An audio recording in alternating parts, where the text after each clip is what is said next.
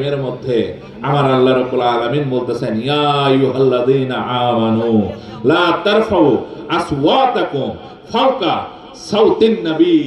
সেখানে আল্লাহ রাব্বুল আলামিন নিজে বলতেছেন, তিনি অন্য কাউকে বলেন নাই, বলতেছেন ইয়া আইয়ুহাল্লাযীনা আমানু, হে যারা ঈমানদারগণ।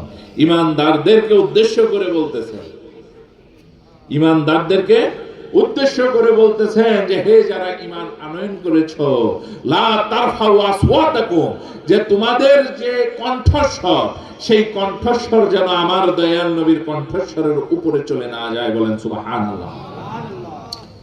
আমার রাসূল পাক সাল্লাল্লাহু আলাইহি ওয়াসাল্লাম উনি একদিন মসজিদে নববীতে যখন সাহাবায়ে কেরামদেরকে নিয়ে বসে রয়েছেন, একত্রে নিয়ে যখন বসে রয়েছেন, তো এর মধ্যে রাসূল পাক সাল্লাল্লাহু আলাইহি সাল্লামের জলিলুল কদর সাহাবী ছিলেন হযরত আবু বকর সিদ্দিক রাদিয়াল্লাহু তাআলা আনহু এবং হযরত ওমর ফারুক রাদিয়াল্লাহু তাআলা আনহু।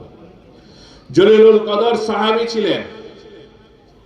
যখন বসেছেন, তো রাসূল পাক সাল্লাল্লাহু আলাইহি সাল্লামের সামনে কি কথা বলতেছেন, রাসূল পাক সাল্লাল্লাহু আলাইহি সাল্লামের সামনে কথা বলতেছেন ইসলামিক রাষ্ট্রের একজন খলিফা নিয়োগের ব্যাপারে।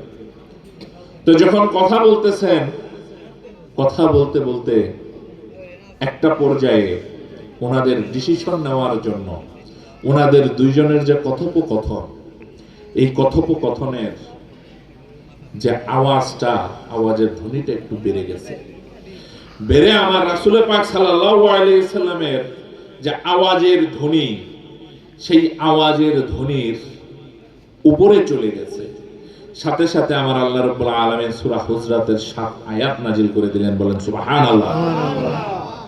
আয়াতের মধ্যে নাজিল করে হুঁশিয়ারি করে দিলেন যে ইয়া আইয়ুহাল্লাযীনা আমানু, হে যারা ঈমান আনয়ন করেছো, লা তারফাউ আসওয়াতাকুম, যে তোমাদের কণ্ঠস্বর যেন উপরে চলে না যায়, ফাওকা সাউতিন নবী, নবী করিম সাল্লাল্লাহু আলাইহি সাল্লামের যে আওয়াজ, সেই আওয়াজের থেকে যেন তোমাদের আওয়াজের ধ্বনিটা উপরে চলে না যায়। বলেন সুবহানাল্লাহ। তাহলে বাবারা, দয়াল নবীর আওয়াজের ধ্বনির উপরে ধ্বনি যাওয়া যাবে না, এটা ঈমানের একটা অংশ।